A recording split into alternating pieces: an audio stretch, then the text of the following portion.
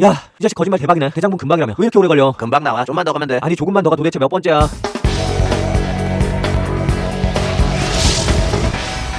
안녕하세요, 동캐플렉스의 동캐십니다. 지난 영상에서 제가 서해를 달리는 관광열차 서해 금빛열차에 대한 얘기를 했는데요. 오늘은 그 기차가 지나가는 아주 멋있는 관광도시, 한때는 커다란 공업도시였지만 지금은 지난 역사를 둘러보는 감성적인 관광 코스로 더 유명한 곳, 바로 군산으로 가볼게요. 군산의 철길마을 유명하다며 TV나 유튜브에 많이 나오던데. 많은 분들이 경암동 철길마을을 군산의 중요한 관광 코스로 꼽는데요. 제 생각에 이 철길마을, 시간이 부족하다면 과감하게 패스하셔도 돼요. 달고 나도 만들어 먹을 수 있고 추억의 책가방이랑 교복 입고 사진 찍는 곳도 있지만 솔직히 이런 거 요즘에 관광지마다 너무 많거든요. 그럼 어디부터 가야 돼? 군산 여행의 동캐플 코스 시작은 군산시 중앙로에서 해보겠습니다. 이번 여행의 핵심은 바로 시간여행. 마치 백투더퓨처 드로리안을 타고 시간여행을 하던 마이클 제이 폭스 형님처럼 다양한 시대를 경험할 수 있는 여행. 먼저 첫 번째 코스로 빵부터 먹고 시작해볼게요. 대전의 대표 빵집 성심당이 있다면 여기 군산엔 이성당이 있습니다. 까불지마. 내가 훨씬 더 형님이야. 맞아요. 무려 대한민국에서 가장 오래된 빵집, 1945년 광복 이후부터 이어진 엄청난 역사를 자랑하는 곳. 그럼 여기 이성당에서 가장 유명한 메뉴는 아주 클래식한 단팥빵과 야채빵, 전 추가로 좋아하는 슈크림빵도 하나 주문했는데 반세기가 넘는 세월을 담았다. 먼저 단팥빵, 와 그야말로 대박. 쫄깃한 빵 반죽에 적당히 달콤한 팥소까지. 깊은 맛이 느껴지냐? 그럼 야채빵은 양배추가 잔뜩 들어있는 고로케 느낌. 식감이 부드럽고 굉장히 담백해요. 제가 전에 대전 성심당에도 들러봤었죠. 근데 솔직히 말씀드리면 전 이 성당의 관록에 조금 더 점수를 주고 싶어요. 무엇보다 단팥빵이던 야채빵이던 빵의 반죽이 굉장히 쫀득하고 맛있습니다. 물론 슈크림빵은 패스하셔도 될 정도의 맛. 너 지금 뭐 마시는 거야? 가게 내부에 보리차를 마실 수 있게 준비해뒀어요. 그리고 그 옆에 있는 놈은 무려 커피. 하지만 저건 모닝 세트를 시킨 분만 드실 수 있습니다. 사실 동네 주민 상당수가 토마토 스튜, 식빵, 양배추가 같이 나오는 모닝 세트를 드십니다. 그러니까 만약 로컬 스타일 식사를 원하시면 모닝 세트 주문하시고 단팥빵이랑 야채빵을 하나씩 곁들이는 것도 나쁘지 않겠죠. 근데 휴일은 단팥빵이랑 야채빵 사는 줄이 너무 길던데. 줄 안 서고 살 수 있는 방법은 없어? 그런 분들을 위한 꿀팁, 옆에 있는 신관으로 가세요. 그쪽에서 선물 세트를 판매하는데 그 세트 안에 단팥빵과 야채빵이 포함되어 있습니다. 거기다 신관 2층엔 카페도 있으니까 커피 한 잔과 같이 드셔도 괜찮겠죠. 물론 여기 이성당의 단점도 있는데 바로 주차 공간이 부족하다는 거. 건너편에 구시청광장 주차장이 있지만 빠르게 만차가 되기 때문에 아침 일찍 이쪽에 차를 세우고 일정을 시작하시는 편을 추천해요. 근데 빵이랑 케이크까지 엄청나게 맛있다던데. 다른 건 더 안 먹었어? 여기 군산엔 빵 말고도 먹을 거리가 많고 볼거리는 더 많으니까 적당히 자제하고 빠르게 안쪽 골목으로 출발했어요. 현대적 시가지에서 조금씩 옛스러운 향기로 변하는 느낌. 그리고 어느새 시간여행은 1990년에 도착. 군산 풀코스의 두 번째 초원사진관이에요. 이제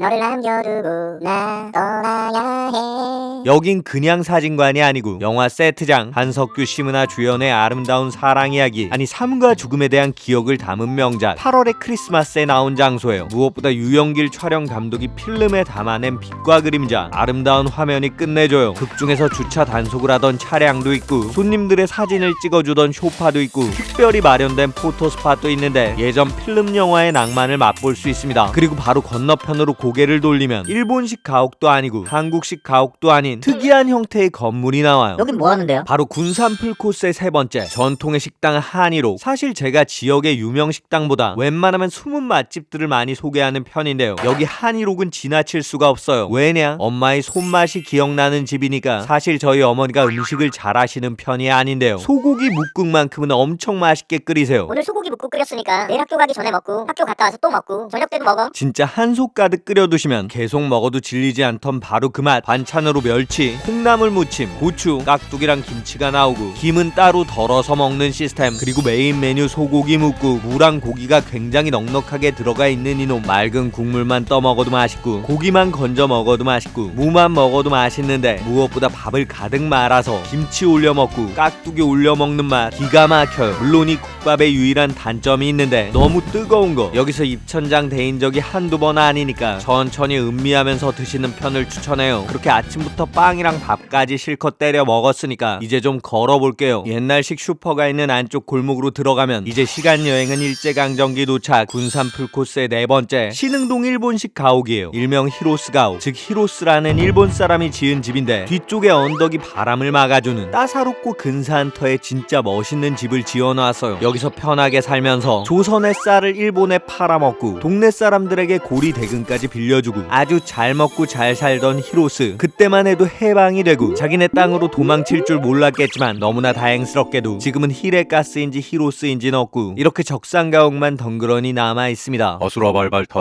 아수라발발타.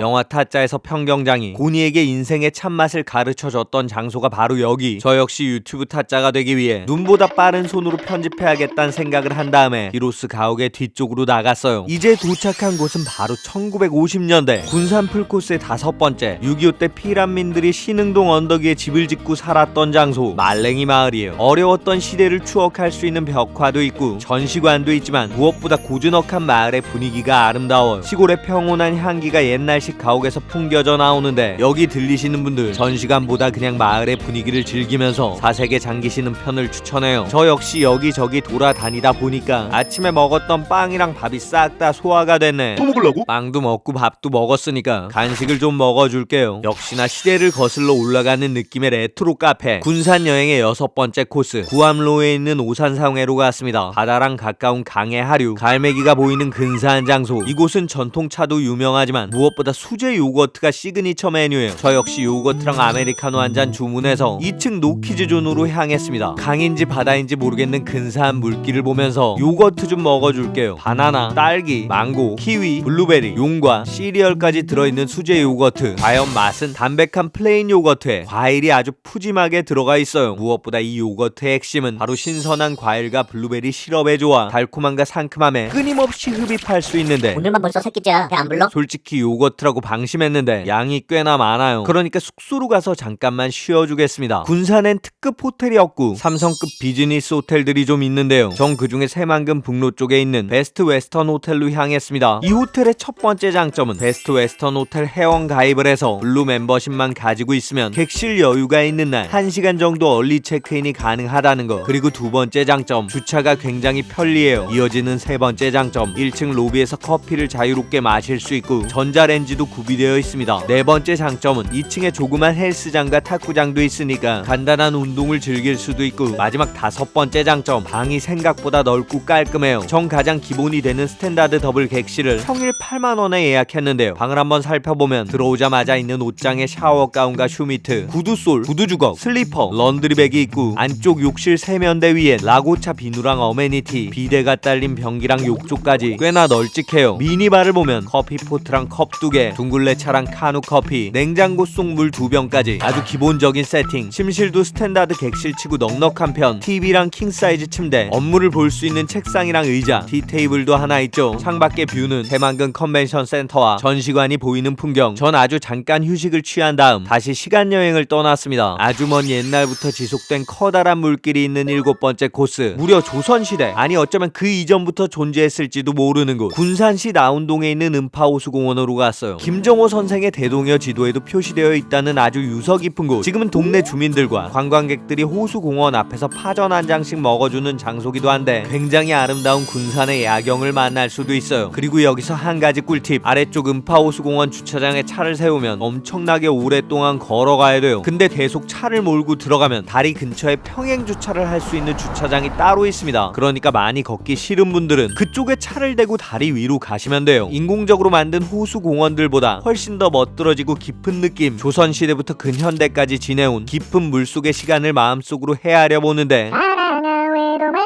수줍은 아이처럼 행여놓아 버릴까봐. 임영웅씨 노래를 커다랗게 블루투스 스피커로 틀어놓은 관광객 한 분, 그리고 지나가던 주민분의 촌철살인. 아따 지금 혼자밖에 없는 줄 알아. 여러분, 관광지랑 공공장소에서 매너와 배려가 필요하겠죠. 저 역시 그 아저씨 덕분에 차를 몰고 가는 내내 임영웅씨 노래가 귓가에 맴돌았고요. 그렇게 하루종일 시간여행을 하고 하루종일 먹다 보니까 어느새 해가 져버렸고 저녁 먹으러 갔어요. 이번엔 뭐 먹을 건데? 호텔에서 차로 3분 거리 오구이란 식당에서 생선을 좀 먹어볼게요. 오구이면 생선구이? 그건 아니고 생선 초밥을 파는 파는 곳, 주차 공간도 넉넉하고 키오스크로 주문도 가능한 편리한 일식당. 저는 모둠초밥 그리고 장어덮밥까지 하나씩 주문했습니다. 먼저 샐러드부터 나왔는데 상큼한 과일 드레싱에 콘프레이크까지 들어있는 새콤달콤 초딩 입맛 느낌. 다음은 모둠초밥, 김밥, 장어, 게살, 계란, 문어, 새우, 한치, 연어, 광어, 참치, 초새우까지 길다랗게 한 판 나오는데 전반적으로 깔끔하지만 무난한 동네 초밥집 퀄리티. 조금씩 기대가 줄어드는 찰나 마지막 구원투수 장어 덮밥이 나왔어요. 잘못하면 비릴 수도 있고 잘못하면 느끼할 수도 있는 놈. 의심스러운 마음에 밥 위에 장어를 올려서 한 입 먹었는데 와, 이건 진짜 맛있네. 가격은 18,000원인데 맛은 훨씬 더 고급진 느낌. 그야말로 완벽한 마무리 투수 덕분에 오늘 저녁 식사를 화려하게 끝낼 수 있었고요. 순식간에 뻗었습니다. 다음날 아침이 밝았고 원래 같으면 호텔 조식을 먹었겠지만 오늘은 패스했습니다. 조식을 왜 안 먹었어? 솔직히 베스트 웨스턴 호텔의 조식이 추천할 정도의 수준은 아니고 무엇보다 오늘 제가 진짜 맛있고 진짜 특별한 식사를 해볼 거니까 중식도 아니고 일식도 아니고 한식도 아니고 제가 동캐플렉스 채널에서 처음 소개해드리는 음식, 바로 프랑스 요리를 만나볼게요. 군산시 신평안길에 있는 개화당으로 갔습니다. 테이블 세팅부터 커튼까지 아주 근사하고 이국적인데 제가 이 식당에서 주문한 메뉴는 베프 부르기뇽 그리고 라따뚜이. 라따뚜이? 애니메이션 라따뚜이? 맞습니다. 천재적인 후각을 가진 생쥐 레미가 완벽한 요리를 만들던 바로 그 영화에 나오는 음식. 토마토, 가지, 호박의 관자까지 부드럽게 어우러져 있는데 생긴 것부터 굉장히 근사해요. 과연 만화에 나오는 것처럼 눈이 번쩍 뜨일 맛일지. 바로 입으로 직행. 와우, 라따뚜이 진짜 맛이 미쳤네. 이번엔 빵 위에 올려서 한번. 제가 10년 전 파리에 여행 갔을 때는 미처 맛보지 못했지만 마치 지금 순식간에 타임머신 타고 다시 파리로 돌아가서 라따뚜이를 먹는 느낌. 담백한 재료들이 부드러운 토마토 소스의 옷을 입고 조화롭게 오케스트라를 연주하는데 그중에 쫄깃한 관자의 솔로 파트가 진짜 미쳤어요. 다음은 와인이 들어간 소스에 소고기를 졸여서 만든 베프 부르기뇽, 옆에는 감자 피레와 뇨끼가 함께 있는데 간단하게 맛을 설명드리면 장조림과 갈비찜의 사이. 고기가 아주 부드럽고 뇨끼도 고소했지만 제 머릿속엔 오로지 라따뚜이 생각뿐. 다음에 군산에 오면 이 라따뚜이 무조건 또 먹을 것 같아요. 물론 가격이 아주 저렴한 편은 아니지만 요리의 퀄리티가 아주 좋기 때문에 호텔 조식보다 훨씬 더 나았습니다. 이제 배를 든든하게 채웠으니까 군산 여행의 하이라이트를 향해서 달려가 볼게요. 조금씩 더 환상적인 곳을 만날 수 있는 장소로 이동하는 멋있는 도로, 바로 군산 여행의 8번째 코스 새만금 방조제로 가볼게요. 군산시와 김제시, 부안군까지 이어주는 방조제, 무려 총 33.9km, 일명 바다의 만리장성, 세계 최대 규모를 자랑하는데 이 방조제를 따라서 달리는 드라이브 코스가 너무나 멋있어요. 그중에 제가 오늘 달릴 코스는 비흥항에서 야미도까지 11.4km의 제4호 방조제. 거칠 것 없는 도로 위를 달리다가 군산시 옥도면 야미도리 156-2쪽에 차를 세우면 포토스팟으로 유명한 꽃게 바위가 등장해요. 저렇게 생긴 바위가 원래 있었던 건 아니고 인공적으로 만든 조형물. 왠지 점프하면 닿을 것 같은 느낌. 하지만 느낌은 느낌일 뿐. 마치 어렸을 때 조금만 더 뛰면 덩크슛을 할 수 있을 것 같았지만 현실은 한참 부족했던 바로 그 느낌. 전 꽃게바위 뒤쪽으로 펼쳐진 도로를 걸으면서 최근에 싱숭생숭했던 마음을 정리했고요. 이제 군산의 하이라이트를 만나러 가볼게요. 그야말로 군산 여행의 활용 점정을 할 수 있는 히트 상품, 군산 풀코스의 핵심 포인트. 하늘이 군산에 내려주신 엄청난 플레이스. 9번째 코스 고군산 군도로 갔습니다. 무녀도, 선유도, 신시도, 방축도까지 기타 등등 63개의 섬으로 구성되어 있는 이곳. 아름다운 풍경을 훤히 내려다볼 수 있는 곳이 바로 장자도에 있어요. 혹시 대장봉? 딩동댕. 많은 분들이 한 번쯤 들어보셨을 관광 코스. 이 대장봉으로 향하는 방법은 두 가지가 있습니다. 첫 번째는 선유도에 주차를 하고 스카이워크를 통해서 이동하는 방법이 있었지만 지금은 스카이워크 보수공사 중. 그러니까 남은 방법은 한 가지. 차를 가지고 바로 장자도로 들어가야 돼요. 이쪽에 공영 주차장이 있는데 여기 차를 세우고 대장봉 입구까지 10분 동안 걸어가는 방식. 와, 우리 설마 저 산 위를 올라가는 거야? 난 여기까지 갈 자신이 없는데. 그런 저질 체력 분들은 대장교를 건너가는 길에 있는 포토스팟 그 위쪽 계단으로 올라가세요. 여기서 바다도 보고 멀리 섬도 보고 대장봉 할매 바위도 볼 수 있습니다. 근데 굳이 제가 이런 방법을 알려드리는 이유는 솔직히 저 대장봉 생각보다 만만한 놈이 아니에요. 저 역시 처음에 대장봉 올라갈 때 친구한테 속아서 올라갔습니다. 야, 정상까지 20분도 안 걸려. 쉬운 코스랑 어려운 코스 있는데 어디로 갈래? 당연히 쉬운 코스로 가야지. 앞쪽에 등산로가 있지만 좀 더 쉬운 코스는 제일 안쪽에 있는 데크 계단. 조금만 올라가면 정상이야. 그렇게 친구 말에 속아서 시작했던 모험. 전 한번 경험해 봤기 때문에 천천히 페이스 조절을 하면서 올라갔어요. 중간에 할매 바위를 볼 수 있는 장소에서 1차 휴식. 과거 과거를 보러 떠난 남편의 뒷바라지를 했던 할매가 과거 급제에 성공하고 돌아오는 할아버지 뒤로 따라오는 장졸들을 보고 소첩을 데리고 오는 걸로 착각, 배신감과 절망감에 그대로 돌이 되어버렸단 얘기. 즉 지극정성으로 뒷바라지한 배우자가 바람을 폈다고 착각한 사람의 저주. 역시나 지금 내 옆에 있는 사람한테 손톱만큼의 오해도 만들지 말아야 된다는 교훈을 얻을 수 있는데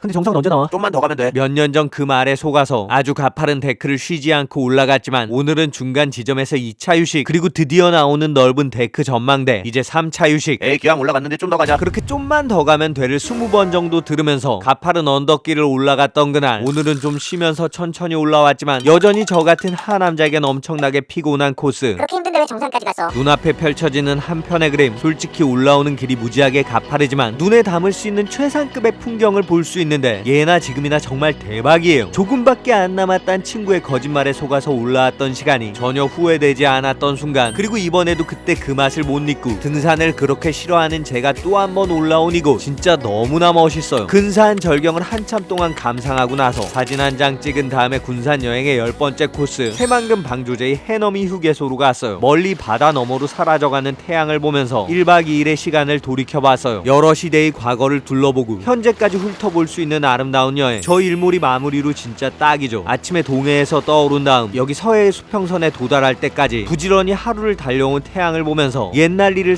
생각해봤습니다. 야, 이 자식 거짓말 대박이네. 대장군 금방이라며. 왜 이렇게 오래 걸려? 금방 나와. 좀만 더 가면 돼. 아니 조금만 더가 도대체 몇 번째야? 가끔은 이런 거짓말이 도움이 될 때도 있어요. 끝이 보이지 않는 터널을 걸어갈 때는 자기 발만 보고 걷는 게 더 나을 수도 있거든요. 과거에 걸어왔던 힘든 길, 오늘 걷고 있는 너무 거친 길, 미래가 안 보이는 깜깜한 길, 아직 멀었단 생각에 사로잡히면 쉽게 좌절할 수도 있습니다. 그러니까 오늘 저도 여러분에게 거짓말 좀 해볼게요. 조금만 더 가면 돼요. 내일은 정상에 한 발자국 가까워질 거고 곧 여러분 인생의 멋있는 풍경을 만날 수 있을 거예요. 비록 약간의 과장이 포함되어 있더라도 힘겨운 한 발을 거침없이 내디딜 수 있는 여러분의 내일을 제가 응원하겠습니다. 파이팅입니다.